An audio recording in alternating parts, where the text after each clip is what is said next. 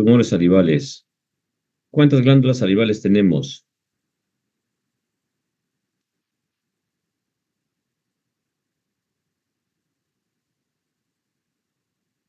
Y no recuerdas cuántas clases de- o cuántas glándulas salivales tenemos.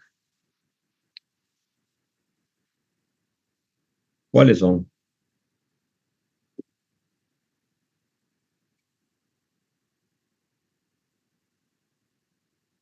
Y Lorenzo, Alberti. La verdad que debería prender sus cámaras un ratito para conocerlos. Sí, doctor. Helen y yo llevamos con usted. Entramos el otro día a sala. Y Qué bueno. al dinero también. Ya.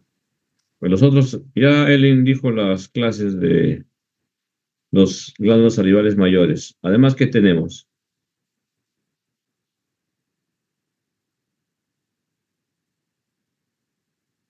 Doctor, también tenemos las menores. Glándulas salivales menores. Pero ustedes son cosas básicas, ¿no? Que ustedes tienen que recordar. Priscila, ¿dónde están ubicadas las glándulas salivales menores? ¿Recuerdas?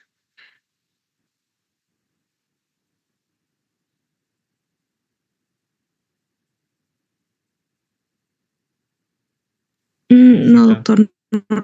¿no? Valeria,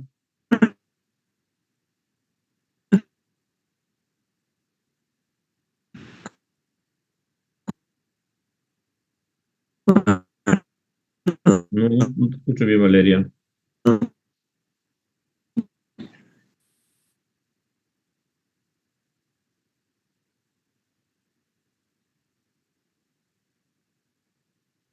Alison,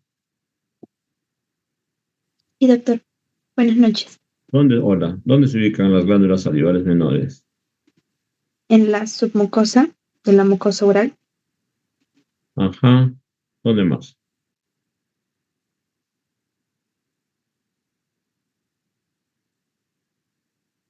Bueno, ok. Bueno, son preguntas introductorias, ¿no? Porque si vamos a hablar de una patología, tenemos que por lo menos recordar los conceptos básicos, ¿verdad? Entonces, eh, ahí está. Glándulas salivales menores, glándulas salivales mayores, ¿no? Las glándulas salivales mayores se ubican, pues, es la parótida, la submandibular o submaxilar y la sublingual, ¿no? Parótidas, submaxilar y sublingual. Esos son los tres pares de glándulas salivales mayores que tenemos. Ustedes tienen que recordar la anatomía y la topografía, localización, etcétera, ¿no? Eh, También tenemos glándulas salivales menores, que están ubicadas en toda la vía aéreo superior, vía aéreo digestiva superior, desde los labios hasta la hipofaringe, eh, cavidad oral, orofaringe, nasofaringe, senos paranasales, o sea, toda la vía aéreo digestiva superior encontramos glándulas salivales menores. Ok. También tienen que recordar la histología. ¿Cómo están conformadas las glándulas salivales? Los acinos, los tipos de células que contienen cada acino, ¿no? Los conductíos, cómo están distribuidos y cómo van a ir armándose para la estructura para poder desembocar en un conducto excretor y a través del cual la saliva es drenada, ¿verdad? A la cavidad oral y en las glándulas salivales menores humedecen toda la mucosa donde que están localizadas estas. ¿Ya? Muy bien. Ahora, como dice el dermatólogo, al grano. Tumores de glándulas salivales. 3 a 6% de todos los tumores de la región de la cabeza y el cuello en adultos y 8% en niños. O sea, en general, representan el 3 al 6% de todos los tumores de la región de la cabeza y cuello, y en los niños el 8%. En general, en forma global, el 65 a 80% se forman en la glándula parótida, el 8 al 10% se forman en la submandibular y el 15 a 27% se forman en las glándulas salivales menores, secundarias o accesorias. Así se llaman estas glándulas, ¿no? Distribución de las glándulas salivales menores, toda la vía aerodigestiva superior, paladar, lengua, mejilla, labio, amígdalas, nasofaringe, etcétera, etcétera. Todo lo que hemos comentado. Entonces significa que a cualquier nivel de esa localización se pueden formar los tumores. Ahora, vamos a clasificarlos en benignos y en malignos. Los tumores benignos, en forma general, en la parótida se forman de un 75 a 80%. O sea, es bien frecuente los tumores benignos de parótida. Mientras que los malignos, solamente el 20% en la parótida. En las glándulas menores es a la inversa, 20% benignos y 80% malignos. O sea que en las glándulas salivales menores hay más riesgo de que sean tumores malignos que benignos. Y en las submandibulares o submaxilares, aproximadamente 50%. Entonces, estas estadísticas van a variar de región en región, de continente en continente, de país en país. Sin embargo, se va a mantener esta diferencia en las bibliografías, en las publicaciones. ¿Okay? Clasificación de los tumores de glándulas salivales mayores, según la OMS de 2017, que hasta ahora se mantiene. Muchos nombres, de acuerdo al tipo histológico, de acuerdo a la estructura celular de cada una de ellas, ¿no? Miren, tumores malignos, una lista grande. Tumores malignos se continúa para acá. Y los tumores benignos también otra lista de nombres. Estos nombres van son de acuerdo al tipo de células que lo conforman los tumores, ¿no? Y la estructura histológica. Entonces, nosotros no vamos a leer todos estos nombres, no vamos a repasar todos de ninguna manera, ¿no? Pues muchos de ellos son muy, muy raros, algunos son poco frecuentes, y los que vamos a repasar son los más frecuentes de ambos, tanto benignos como malignos. Entonces, dentro de los frecuentes benignos, tenemos el adenoma pleomorfo o tumor mixto y el tumor de Warthin o cistoadenolinfoma. Esos dos los vamos a repasar porque son los que comúnmente vemos en la práctica hospitalaria y en la clínica. Los oncocitomas, los adenomas monomorfos, los de células basales, miopatía, etcétera, son muy poco frecuentes. No lo vamos a tocar. El tumor benigno más frecuente es el adenoma pleomórfico. No se olviden, 55 a 80% de todos los tumores benignos de glándulas salivales son adenomas pleomórficos.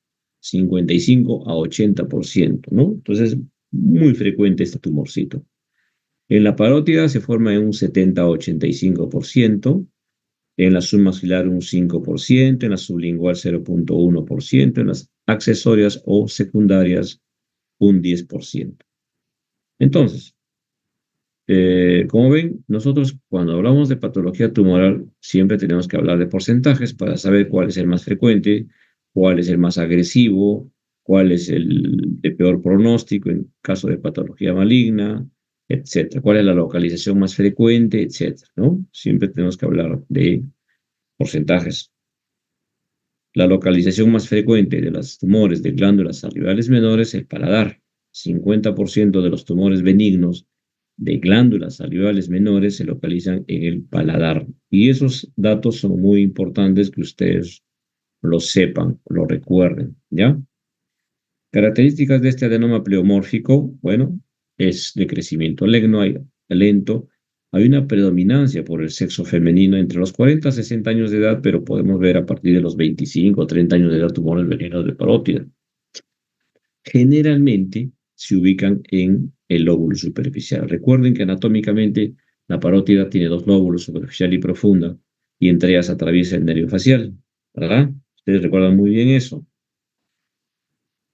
¿Por qué se le llama pleomórfico a este tumor? Por su pleomorfismo o variedad celular, combinación de células epiteliales, mioepiteliales, mesenquimatosas, y todas estas variedades de células van a estar envueltas en una cápsula o pseudocápsula, formando el tumor. Un dato importante de estos adenomas pleomórficos es que hay un porcentaje mínimo, que es un 3 a 5%, que se pueden malignizar en el transcurso de 10 a 20 años de evolución, y sobre todo cuando son tumores grandes, tienden a malignizarse. Por eso es importante operarlos en su momento.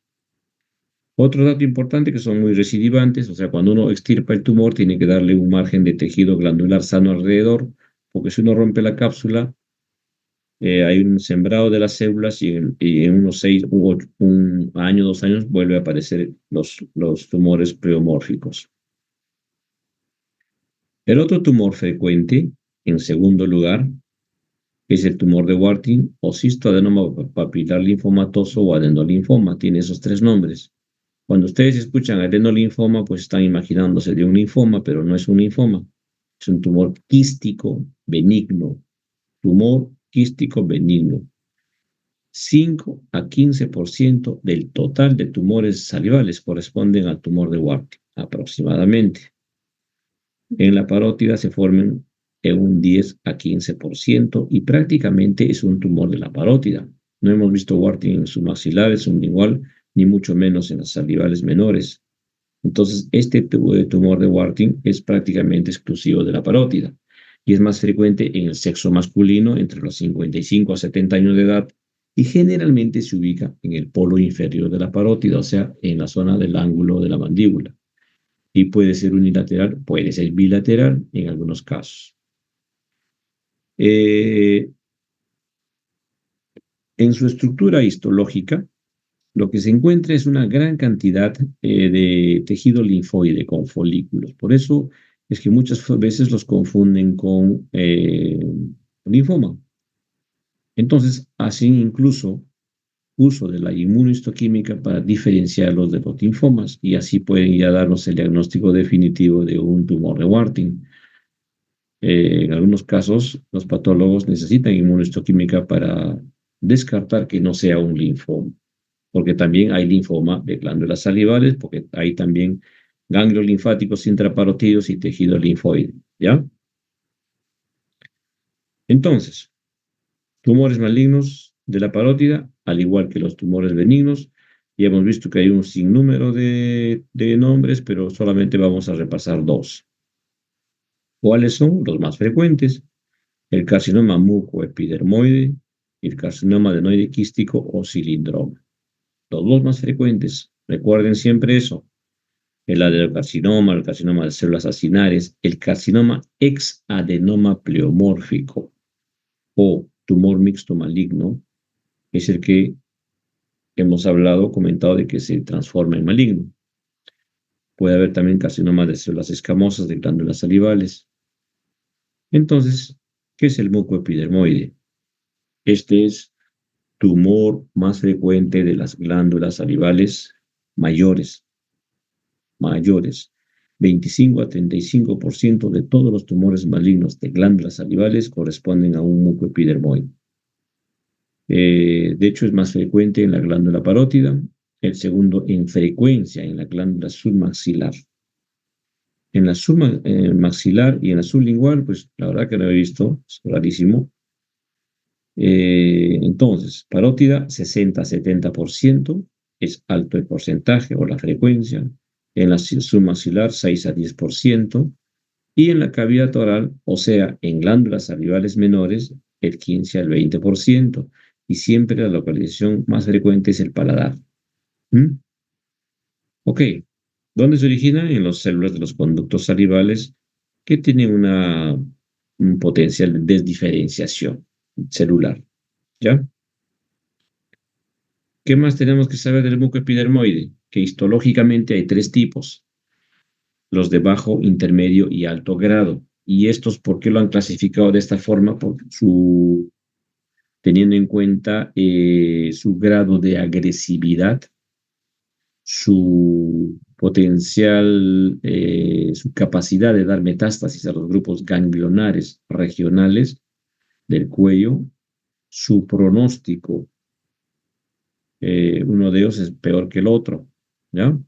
Los tumores de bajo grado de diferenciación son el 75%, son los que tienen mejor pronóstico, son los que tienen poco porcentaje o son muy poco frecuentes las metástasis ganglionares. Los de alto grado de diferenciación son los de peor pronóstico, son los que tienen capacidad de dar metástasis a los grupos ganglionares del cuello, incluso metástasis a distancia, ¿no? Por eso es importante saber de qué subtipo histológico estamos hablando, de un mucoepidermoide. Ya dijimos, estos son los grupos ganglionares del cuello. Recuerden, ustedes tienen ya una clase de grupos de ganglionares del cuello y una clase de disección de los grupos ganglionares del cuello, ¿no? Entonces, los de alto grado son peores y los de bajo grado son de mejor pronóstico. El otro carcinoma, el otro tumor maligno importante, frecuente, es el carcinoma adenoide quístico, llamado antes cilindroma. Este es muy raro en la parótida, 2 a 4%. En la submaxilar sí se ha visto hasta un 15%, pero es muy frecuente en las glándulas salivales menores, accesorias o secundarias, 30 a 70%. O ven, la localización más frecuente es el paladar. ¿Ok? Entonces vamos a ver más adelante cómo es un tumor maligno para poder reconocerlo clínicamente. Más frecuente en las mujeres de la sexta década de la vida, pero puede aparecer más temprano. Hay una característica importante de este tumor, de este carcinoma adenoide quístico, que su diseminación es a través de los nervios periféricos. Por eso se le llama neurotropismo. Y a nivel de los vasos sanguíneos, perivascular, ¿no? Aparte de su agresividad local, ¿no? Aparte de su crecimiento local, infiltrativo y todo eso. Estos tumores también pueden producir metástasis a distancia, cerebro, hígado, pulmones, huesos, ¿ya? A todo ese nivel pueden producir metástasis a distancia estos carcinomas adenoides quísticos. Y al igual que el mucoepidermoide, también hay 3 tipos de adenoide quístico. El cribiforme, el tubular, el sólido. 3 tipos histológicos. De estos 3, el peor de ellos es el sólido, que es menos frecuente, 20%. El de mejor pronóstico es el cribiforme, es el más frecuente, hasta un 89%, 90%. El tubular es el intermedio, un 30 a un 60% de frecuencia. Entonces, esta diferenciación histológica también es importante porque si le toca un adenoide quístico de tipo sólido, muy agresivo, crecimiento rápido, metástasis a distancia y peor pronóstico. Y un dato adicional de este carcinoma adenoide quístico es que son muy resistentes a la radioterapia y muy resistentes a la quimioterapia. La primera opción siempre va a ser una cirugía, siempre que podamos operar. El otro tumor maligno en orden de frecuencia es el adenocarcinoma. Solamente representa el 4% de los tumores malignos. Es poco frecuente, ¿no? Entre la cuarta y novena décadas de la vida.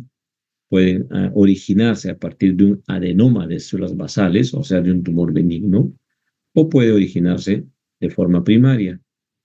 80% se localiza en la parótida, 9% en la submandibular, 11% en las glándulas salivales menores. También tienen capacidad para dar metástasis por vía linfática y por vía hemática. Si hablamos de metástasis por vía hemática, significa que puede dar metástasis a distancia. Y si hablamos de metástasis por vía linfática, significa que se va a los ganglios regionales del cuello, de acuerdo al territorio de drenaje linfático. Ok, vamos a ver algunas fotos clínicas de estos tumores. Estos son tumores benignos de la parótida, del adenoma pleomórfico, como ven ustedes, puede haber de diferentes tamaños, de diferentes formas.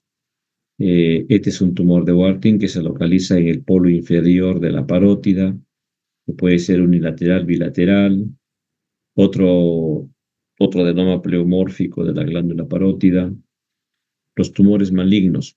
¿Cuál es la diferencia de los benignos con los malignos en la clínica? O sea, clínicamente se puede diferenciar. Los tumores benignos son tumores de crecimiento lento, asintomáticos, o sea, no se queja de nada el paciente más que la deformidad en la cara, no afecta el nervio facial, no infiltra el nervio facial, no infiltran los tumores benignos, ¿ya? En cambio, los tumores malignos, como este, son tumores de crecimiento rápido, agresivos, sólidos, duros, poco móviles, pueden infiltrar la piel, pueden adherirse mucho a la piel, difusos, poco móviles, como si estarían haciendo cuerpo con la piel, y pueden infiltrar el nervio facial, originando una parálisis del nervio facial, una parálisis periférica, ¿no? Infiltran el tronco y las ramas del nervio facial y originan una parálisis del nervio facial. Puede ser un tumor pequeño, pero que infiltra la piel, ¿eh? Un mucoepidermoide de alto grado.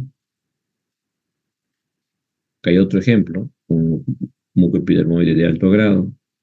Esta señora tiene pues una parálisis de la mitad izquierda de la cara. Como ven, la comisura labial está desviada, los párpados no se cierran, hay parálisis frontal, etc. Todos los signos de una parálisis facial periférica. Los tumores submandibulares son muy similares a los de la parótida en cuanto a clínica, crecimiento, asintomáticos, etc. Lo único que va a cambiar son la localización, ¿no? Móviles, palpables, consistencia elástica, tipo corcho, no originan síntomas, etc. Y van a ser de diferentes tamaños, los tumores submaxilares, submandibulares.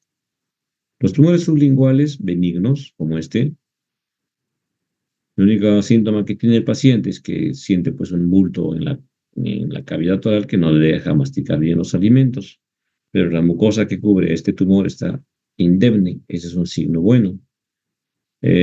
Solo para que recuerden la relación de la glándula sublingual con la submaxilar y el conducto de Wharton. ¿No? Son imágenes para recordar la localización, la topografía, las relaciones de la submaxilar. Este es el examen bimanual de los tumores de submaxilar y submandibular y sublingual. Una mano intraoral, la otra mano por debajo del reborde mandibular. Esta es la zona de examinar a los tumores sublinguales y submaxilares. Estos son tumores quísticos, benignos, obviamente, de la glándula sublingual. Un mucocele también se le llama, mucocele grande, ¿no? Comúnmente se le denomina ránula. La ránula es un mucocele, es un tumor quístico de la glándula sublingual. Para que vean esquemáticamente en la imagen de la derecha. Los mucoceles son los tumores quísticos de las glándulas salivales menores en los labios, por ejemplo, es muy común en los niños, que espontáneamente revientan y desaparecen, o a veces uno de estos se puede fibrosar, se puede volver crónico, endurecer y formarse como un tumor, y luego hay que extirparlos con cirugía. Los tumores benignos de paladar tienen mucosa indemne que cubre al tumor, ¿ya? Pueden adelgazar el hueso del maxilar por presión, pero no lo infiltran como si fuera un tumor benigno, maligno.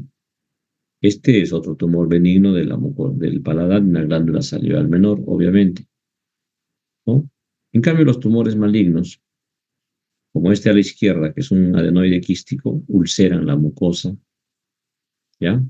Infiltra el hueso del maxilar, infiltra el paladar duro, infiltra el paladar blando.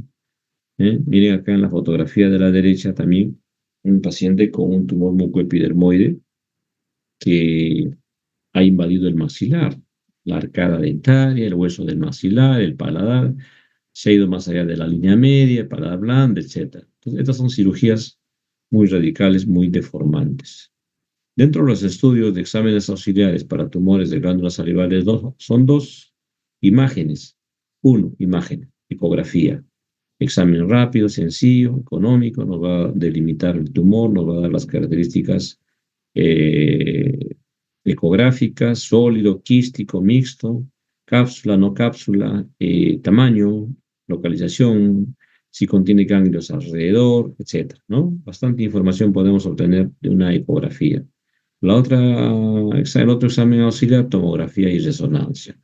En caso de tumores malignos, como va a haber infiltración de tejidos adyacentes, cuando ya son tumores grandes y cuando son tumores extensos, se van a extender a todos los tumores, a todas las áreas contiguas a la parótida.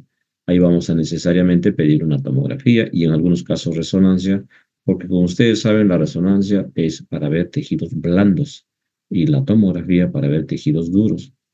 Entonces, cuando hay tumores extensos, vamos a necesitar estas imágenes y vamos a poder evaluar la extensión y el compromiso de las estructuras para poder hacer una buena planificación quirúrgica.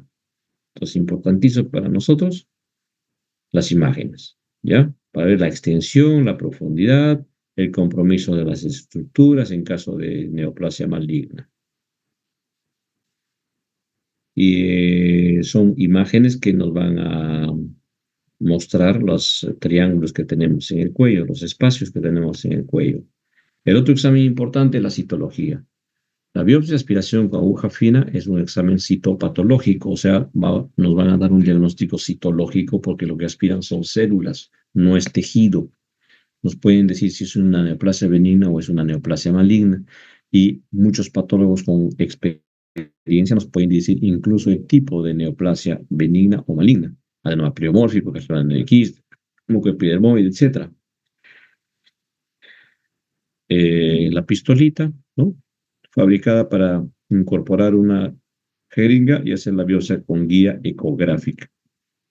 El otro examen va a ser la biopsia quirúrgica, ¿no? Si tenemos un tumor de paladar como este, no vamos a punzar, vamos a hacer una biopsia quirúrgica, o sea, vamos a agarrar acá, ¿no? Una incisión y vamos a tomar una cuña tomamos así, o de acá, una cuña, ¿no? Entonces, ¿para qué? En lo posible siempre tumor malo y mucosa sana. Entonces lo mandamos a estudiar y listo. Con esto ya tenemos el diagnóstico histológico, ya no es un diagnóstico patológico, es un diagnóstico histológico. Esa es la biopsia quirúrgica incisional, ¿ok? Luego de la, ¿cómo se llama esto?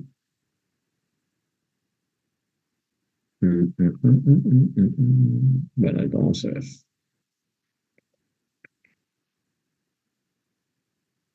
Luego de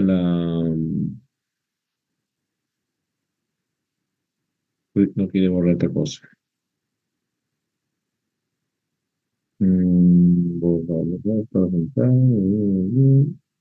Vamos a ver. Nada. Bueno, seguimos. Entonces, como les decía antes, lóbulo superficial, nervio facial con sus ramas y por debajo el lóbulo profundo, ¿verdad? De la parótida. Y ahí está el tronco del nervio facial, la rama superior, la rama inferior. Toda esa anatomía, pues ustedes tienen que repasar. Quiero borrar esta cosa, pero no puedo. A ver, tampoco. Parece que tengo que retroceder a la original. Bueno, ya. Entonces, tratamiento quirúrgico. ¿Esto qué cosa es? Es la incisión, el abordaje que nosotros hacemos para los tumores de parótida, ¿no? Tratamos de hacer una incisión estética, lóbulo superficial, tronco y ramas del nervio facial y lóbulo profundo. Lóbulo superficial, nervio facial, lóbulo profundo. ¿Ok?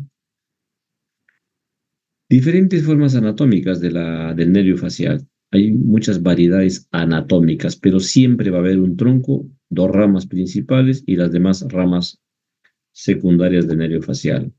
Tumor de un adenoma pleomórfico, una vista macroscópica, un jovencito que tiene un tumor a nivel de la región infra y retroauricular que no se palpa muy bien, la ecografía no nos define muy bien, le pedimos tomografía, es un tumor del lóbulo profundo de parótida, ¿no? Es un tumor lóbulo profundo de parótida. El mismo abordaje, ¿ya? Hay que identificar el tronco y las ramas del nervio facial, hay que preservarlas, hay que cuidarlas, porque el paciente no puede quedar después de la cirugía con una parálisis facial. Tenemos que obligatoriamente cuidar este nervio y la rama, ¿no? Extirpamos el tumor del lóbulo profundo y devolvemos el lóbulo superficial a su sitio anatómico. Cuando los tumores son grandes, inmensos, como esta chica, un tumor de parótida que se extiende hasta la región submaxilar, tenemos que hacer imágenes, obviamente, para ver la extensión del tumor. Vemos que la orofaringe está disminuida de diámetro porque este tumor está en el espacio parafaringio. Los tumores de lóbulos profundos de parótida se van por el espacio parafaringio, que es un espacio virtual, y abomban la orofaringe. ¿Ya? Este triangulito oscuro que ustedes ven acá que estoy marcando con el puntero es la orofaringe. Y toda esta cosa es el tumor. Es inmenso el tumor, ¿no? A ver. Todo esto es el tumor. Todo esto es el tumor, ¿no? Es grande. ¿Eh? Ya, todo esto es el tumor. Entonces, hacemos el mismo abordaje. El abordaje también tiene que ser grande, al igual que el tumor. En lugar de el tumor va a quedar una gran cavidad en esta zona. Una gran cavidad va a quedar acá. Tenemos que preservar el tronco y las ramas del nervio facial, obviamente. Y en lugar de un tumor que abomba todo el cuello, va a quedar una concavidad. Lo importante es que no tiene signos de parálisis facial, o sea, se ha conservado el tronco y el nervio facial. También hay tumores benignos en niños, como este caso, que es una niña de 7 años de edad con un tumor de parótida. Misma técnica quirúrgica, abordaje quirúrgico, identificación, preservación de las ramas del tronco y nervio facial. Y la niña en el postoperatorio no tiene que tener ningún signo de parálisis facial. Tenemos que cuidar sí o sí esos nervios. Tumores de glándula submaxilar o submandibular, una incisión pequeña por debajo del reborde de la mandíbula. También hay importante los reparos anatómicos. Por acá pasa el nervio hipogloso, el nervio lingual, nervio sensitivo, que da la sensibilidad a la lengua. Nervio hipogloso, el 12º par craneal, que da la movilidad a la mitad de la lengua. Entonces, es importante los reparos anatómicos para cuidarlos, preservarlos. Cuando hay infiltración de piel, como este caso, esta chica, esta cosa quiero. A ver, no puedo borrar esta cosa, pero no.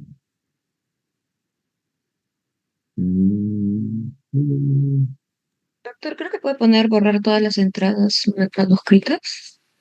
Sí, estoy tratando, pero mira, borrar todas las entradas y nada. ¿Eh? Creo que en la diapositiva donde puse el marcador, ahí tenía que haber hecho eso. Pero bueno. No. Ya, tranqui. No me está. Entonces, cuando hay infiltración de la piel, como esta pacientita joven encima, todo lo que está punteado de azul, todo esto se reseca, todo, con piel y todo. Márgenes de seguridad de quedar, obviamente. Y hay que hacer un colgajo loco regional, en este caso un pectoral mayor, que es un colgajo loco regional, que es un colgajo pediculado, que viene por acá el pedículo.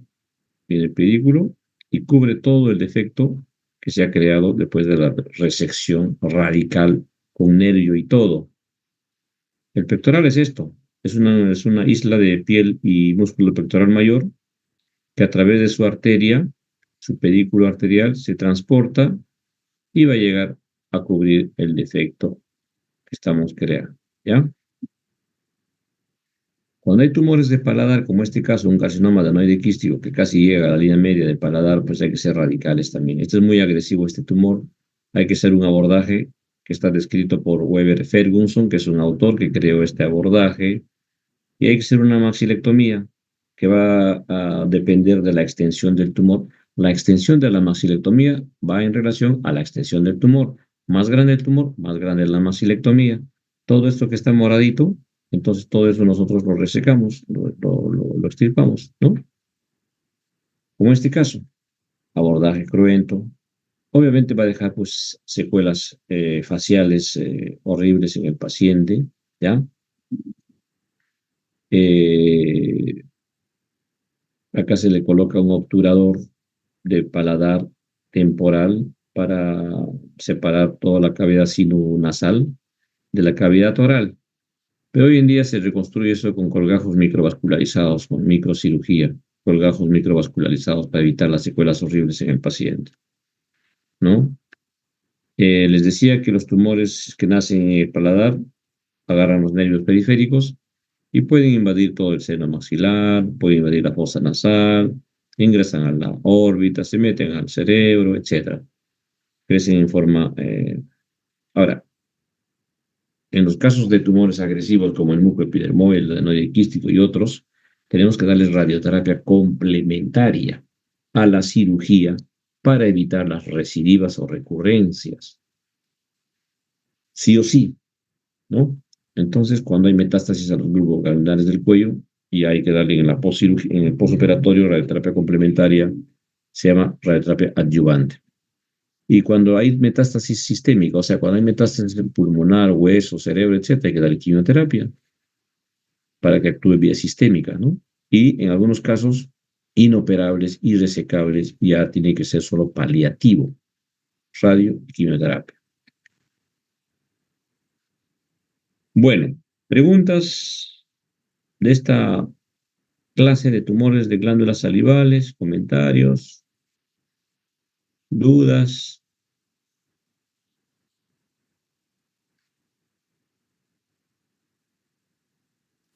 Doctor, eh, ¿cuándo dijo que se hacía la maxilectomía? Cuando hay tumores en paladar duro o paladar blando. Y cuando Tumores hay infiltrantes. compromiso, perdón, Tumores infiltrantes.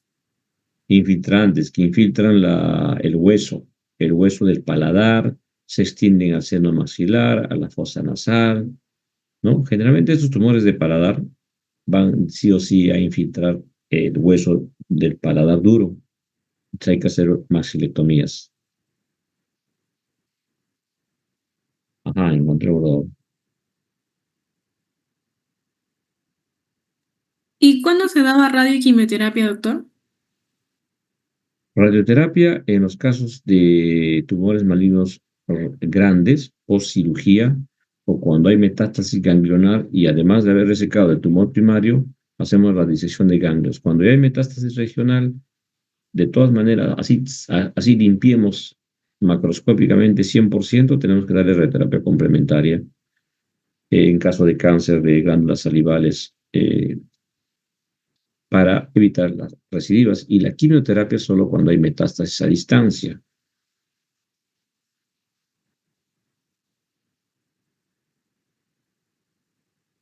Ujú. Muy bien, vamos a ver, acá vamos a dejar de compartir esta cosa y vamos a irnos a compartir la de glándulas salivales. Perdón, cáncer de piel. Ok, muy bien, acá en esta clase, por ejemplo, Gloria Carpio, ¿tú sabes cuántos tipos de cáncer de piel tenemos? Vamos a ver si están ahí despiertos.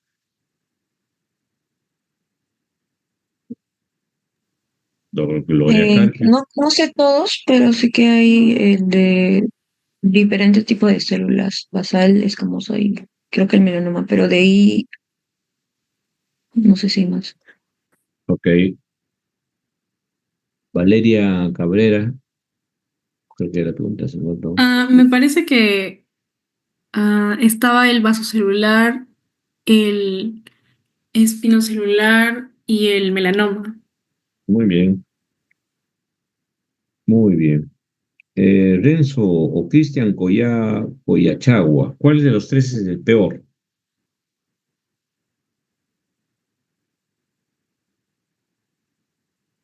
¿Mm? Creo que el melanoma es el más agresivo. ¿Cuál? El melanoma. El melanoma maligno, ¿no? Ok, entonces vamos a empezar. A ver, para hablar igual de cáncer de piel, tenemos que igual recordar la estructura de la piel, obviamente, ¿no? Tenemos que saber cómo está histológicamente y cuál es la estructura de la piel. Epidermis, dermis, hipodermis, los anexos de la piel, las diferentes capas que conforman la epidermis, porque es ahí donde se van a originar estos cánceres. Los más frecuentes, vasocelular, espinocelular o epidermoide o escamoso, son sinónimos. Y el melanoma maligno.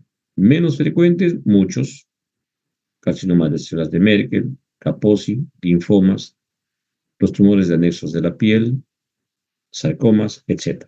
No vamos a agarrar los menos frecuentes, solo los tres frecuentes. ¿Okay?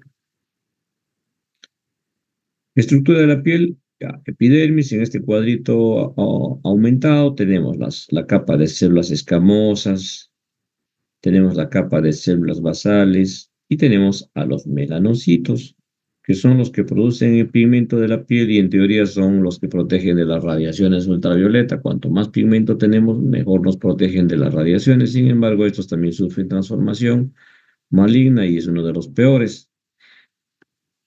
Otro esquema.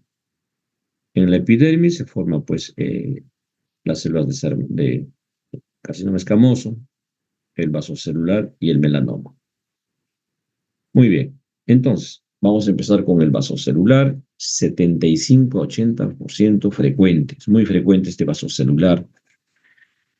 Se origina en la capa basal de la epidermis, en las células basales, en sus apéndices. Características clínicas, este carcinoma es de crecimiento lento y a veces muy lento. Pero va creciendo en forma radial y va creciendo en forma vertical, o sea, en profundidad también. Hay algunas variedades de vasocelular, como vamos a ver, que son más agresivos que los otros y que llegan a destruir piel y las estructuras subyacentes a la piel, incluso hasta hueso pueden llegar, hasta hueso pueden llegar, ¿ya?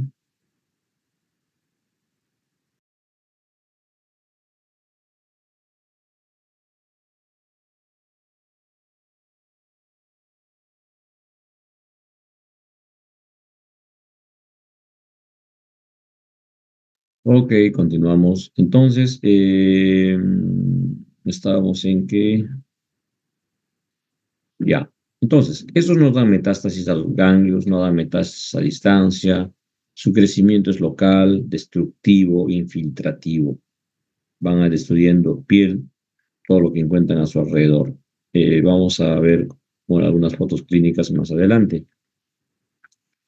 Ah, ¿Cuáles son los factores predisponentes de esto?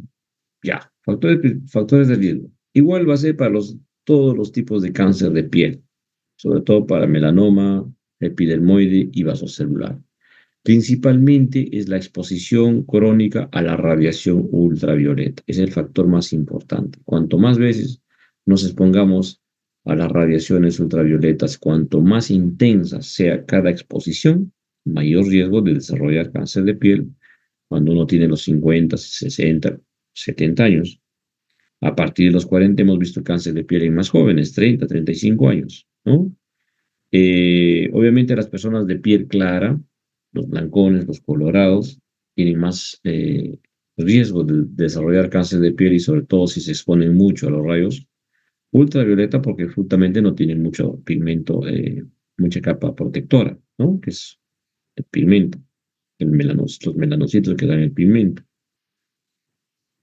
Entonces, localización más frecuente del vaso celular, 70% en la cara y en la cabeza, o sea, en las áreas más expuestas al sol. 15% en el tronco, pero también está descrito que se ha encontrado en los genitales. Rarísimo, pero está descrito en la bibliografía. Hay varios tipos, formas clínicas e histológicas de cáncer de piel, y eso va a depender en qué se van a diferenciar en la forma de presentación, las características clínicas y las características histológicas y su agresividad de cada una de ellas. Uno de ellos, el más frecuente, es el nodular, 60% en la cara. Ya, eso lo voy a hacer, ya está. Entonces, como ven, este es el cáncer vasocelular de tipo nodular. Como este ejemplo que tengo en la fotografía, aparentemente es un lunar común y corriente, es un nevus, ¿no? Algunos viejitos le dicen, ya tengo un lunar carnoso, dicen los viejitos, ¿no? Los abuelitos. Entonces, es un vasocelular de tipo nodular. Acá hay otro ejemplo, perdón. Ah, no. Ya. Acá hay otro ejemplo de un nodular en la pirámide nasal. Así son los vasos celulares nodulares, ¿ya? Y también tenemos nodulares pigmentados. Pigmentados como este caso de la izquierda, en el surco nasolabial. Hay una lesión satelital al costado. Hay pigmentados necrosados, como este caso, en la región infrapalpebral, ¿no? Es un tumor ya necrosado, que está ocasionando necrosis de la piel. Entonces, como ven ustedes, hay diferentes formas de presentación del vaso celular, ¿no? No es uno típico.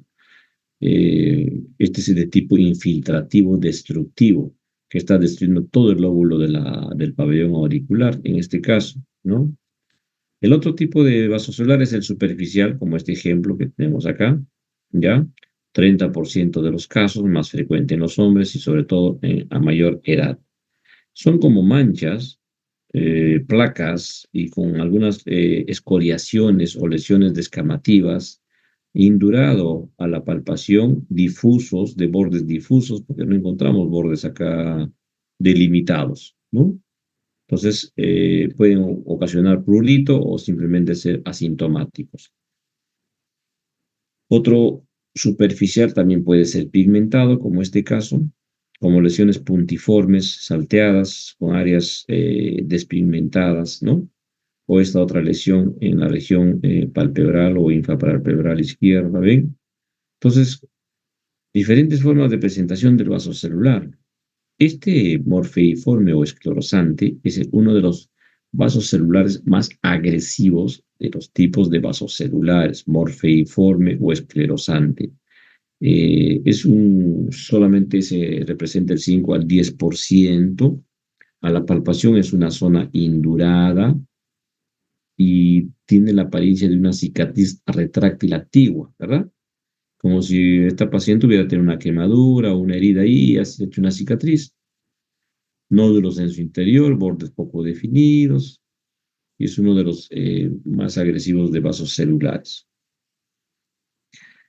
Diferentes formas de presentación del vaso celular. Todo el párpado inferior está comprometido, se meten a la conjuntiva vulvar, a la conjuntiva palpebral, al globo ocular, y hay que hacer lo que se llama excentración del globo ocular. Una lesión pequeñita en la punta nasal, un morfeiforme, chiquito, pero muchos no le dan importancia y vienen al año, a los 2 años, con una lesión gigante, ¿no? Esta otra señora, por ejemplo, de un vaso celular múltiples vasos celulares en toda la cara y también a veces los tienen en los cuerpos, son parte de un síndrome. ¿Cómo hacemos el diagnóstico? Tenemos 3 formas. Uno, el clínico, o sea, las características clínicas de las lesiones que nosotros observamos en el paciente. 2, la dermatoscopía, con este aparatito, que es el dermatoscopio, y hoy en día los dermatoscopios digitales de alta resolución que usan los dermatólogos, pues antiguamente eran unas lupas gigantes, ahora son dermatoscopios digitales, incluso se pueden adaptar al celular, ¿no? Y hay inteligencia artificial también para esto. Lo conectan al celular, muestran el dermatoscopio y te están dando los datos, el diagnóstico ya de acuerdo a las características clínicas. Y la biopsia quirúrgica, que es la que hemos dicho que es la incisional o excisional, ¿no? Para ver tejido y hacer el diagnóstico histológico, que definitivamente ya no hay dudas. Fotografías con un dermatoscopio digital de alta resolución, así se ven los vasos celulares con el dermatoscopio digital. Tratamiento quirúrgico, hay que hacer la cirugía. Mientras los dermatólogos usan procedimientos no quirúrgicos para lesiones pequeñas, de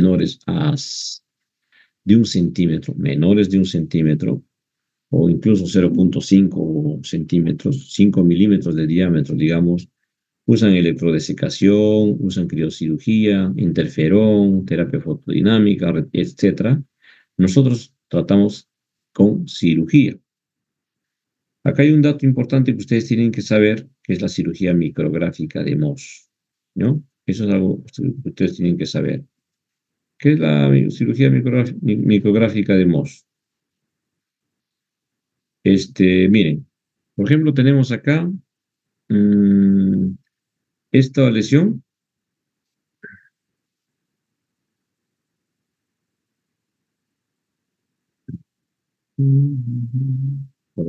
Quiero colores. Ya está. Ya. Esta lesión, supongamos que es el vaso celular y lo retiramos. ¿Ya? Lo retiramos, toda la lesión. Entonces, el patólogo que está en el intraoperatorio, en la otra salita, le mandamos este borde le mandamos al patólogo. Le mandamos este otro borde. Ya, entonces, él hace el estudio microscópico y nos dice borde comprometido. Entonces nosotros tenemos que ampliar un poquito más la resección hasta que nos diga borde libre. Esto nos ayuda en qué cosa. Uno, nos asegura que los bordes que estamos dejando microscópicamente están libres de cáncer. Y dos, nos evita crear muchos defectos. O sea, tampoco hay que dar un margen pues, más allá de lo necesario. Pues si está la lesión en el párpado, en la cara, en la punta nasal, en la frente, tenemos que darle el margen, pero tratando de no crear mucho defecto en el paciente. Entonces, para eso la cirugía micrográfica de Mohs es, ¿verdad? Entonces, eso es, ¿ya? Ahora pasemos al otro. A ver, ok. Entonces, uy, ya. Bueno, un ejemplo, miren, un paciente con un vaso celular de párpado inferior que ha infiltrado el globo ocular. ¿Qué hacemos? Lo pintamos, hacemos los márgenes quirúrgicos y hacemos la resección, incluyendo todo el contenido orbitario, porque ya está pues infiltrado por el cáncer, ya no sirve ese ojo, no mira, no ve. Entonces, el paciente pues queda en el posoperatorio de esta forma, ¿no? Y luego ya eh, esto queda así, y luego hay que ponerle acá su prótesis ocular, un ojo postizo. El otro segundo cáncer en orden de frecuencia, el espinocelular, denominado también escamoso o epidermoide. 20% aproximadamente según las estadísticas bibliográficas, es un promedio, puede variar de región en región, pero el orden de frecuencia siempre va a ser el segundo en orden de frecuencia. ¿Dónde se originan? En los queratinocitos de la epidermis y en sus anexos, ¿no? Entonces, 2 a 3 veces más frecuente en hombres porque somos más descuidados, no usamos pues este bloqueador nosotros, y más frecuente en mayores de 50 años.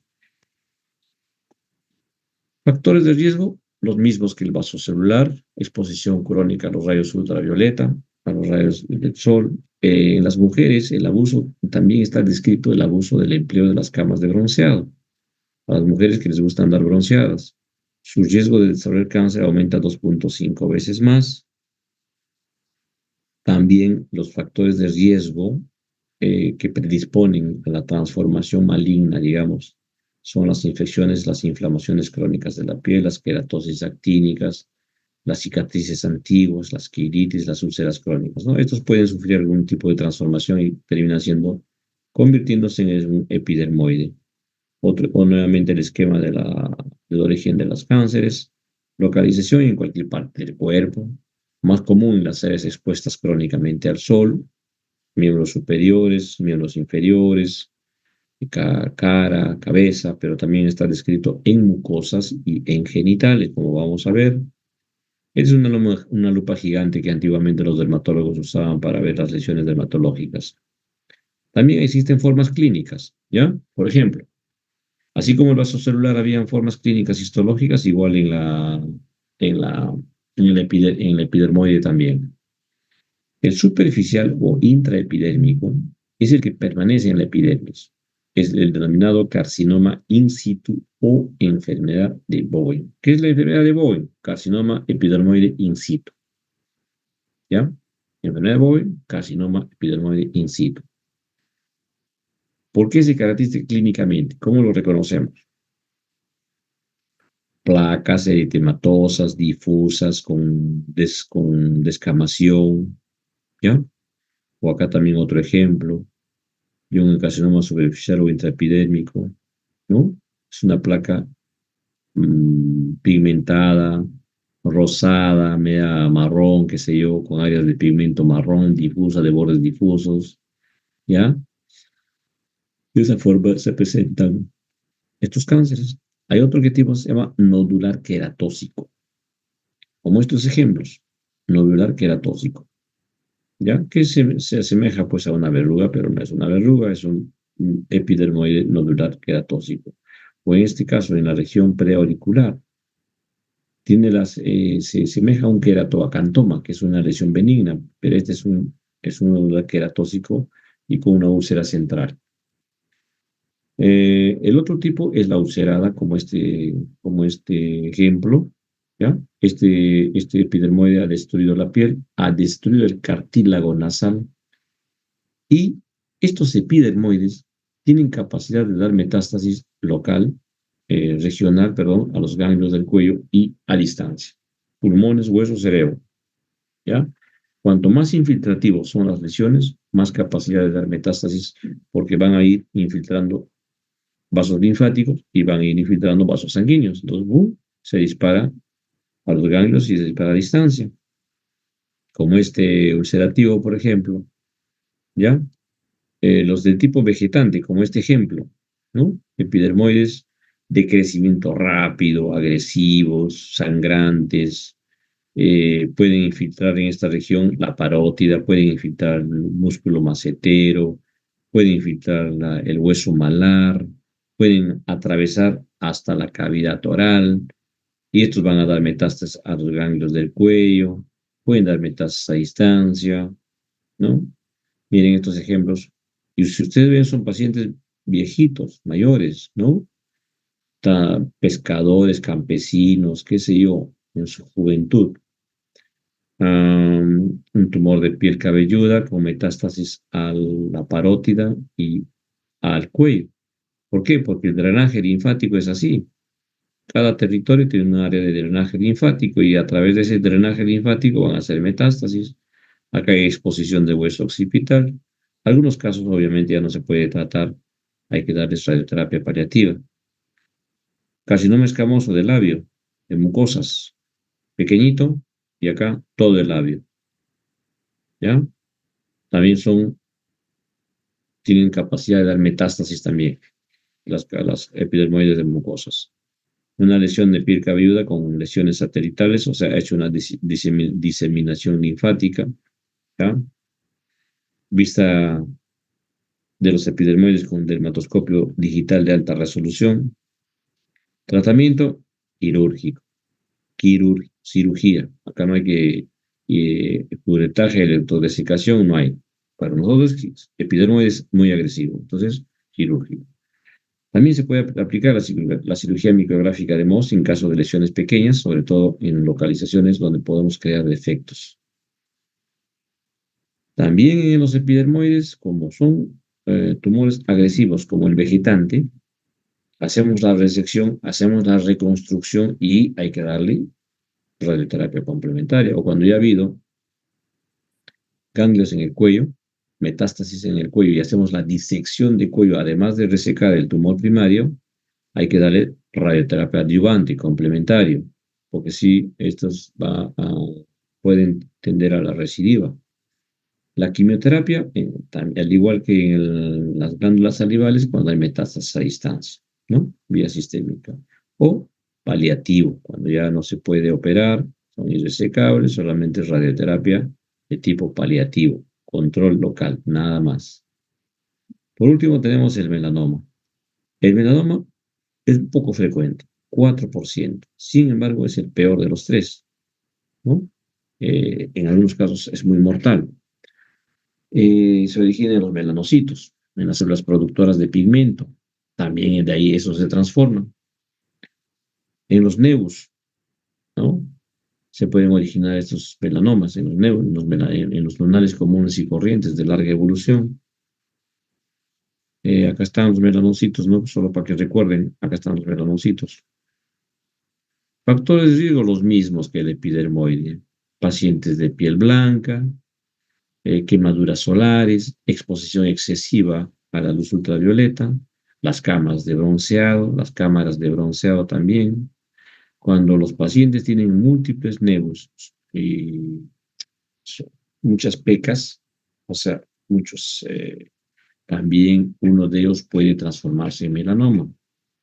Cuando haya habido una historia familiar de melanoma, cuando hay inmunosupresión, inmunodeprimidos, también pueden desarrollar melanoma, son factores de riesgo, ¿no?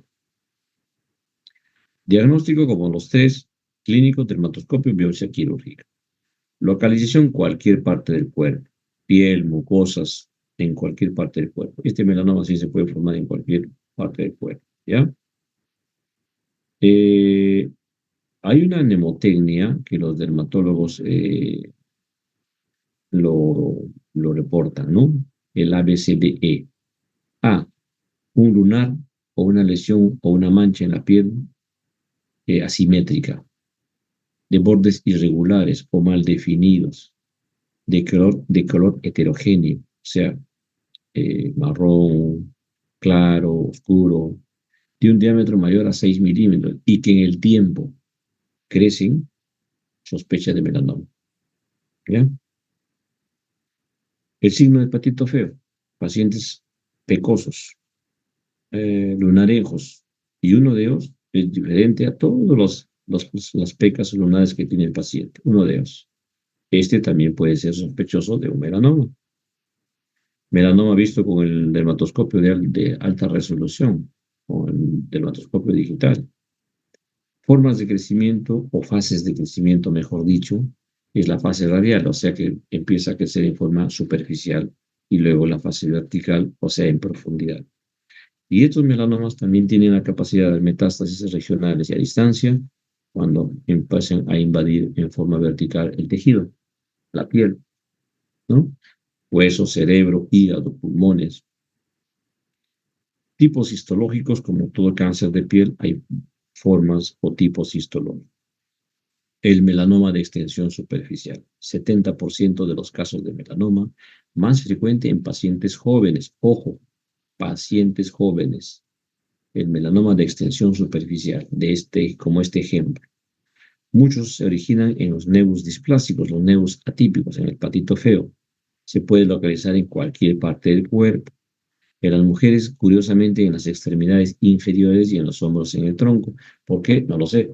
Eso es lo que se ha reportado. Entonces, son lesiones, como ustedes ven, ¿no? Pigmentadas, oscuras, con áreas de menor pigmentación, difusas, de crecimiento. Estos no crecen rápido, ¿ya? Está descrito que no crecen rápido. Hay un melanoma que se llama melanoma nodular. Es más agresivo que el anterior, 10 a 15%. Tronco, extremidades, piel cabelluda en los hombres. Estos son más agresivos que los otros, ¿ya? Son de crecimiento rápido, tienen alto riesgo de invasión, o sea, rapidito empiezan a crecer y a invadir. Acá hay este ejemplo para mostrar que no todos los melanomas son oscuros. Cuando dice melanoma, es un tumor oscuro, ¿no? Negro. Pero no, hay un porcentaje como este, que es el 5%, de tipo nodular, que puede ser amelanóticos, o sea, sin pigmentación. No hay que confiarse, ¿no? Si un paciente ha presentado esta lesión que no lo tenía antes, entonces Hay que hacer biopsia inmediata. El típico melanoma es este, el pigmentado, ¿no? El nodular pigmentado. El otro es el léntigo maligno. Léntigo maligno llaman a esta lesión de tipo superficial 10 a 15% de los casos. Son de crecimiento un poco más lento que los otros, ¿ya? Léntigo maligno, superficiales irregulares, ¿ok? Otro léntigo maligno en el ángulo palpebral del ojo. O amelanóticos, melanomas amelanóticos planos, como esta mancha plana, ¿ya? 2 a 10% de los casos son poco frecuentes, ¿ya?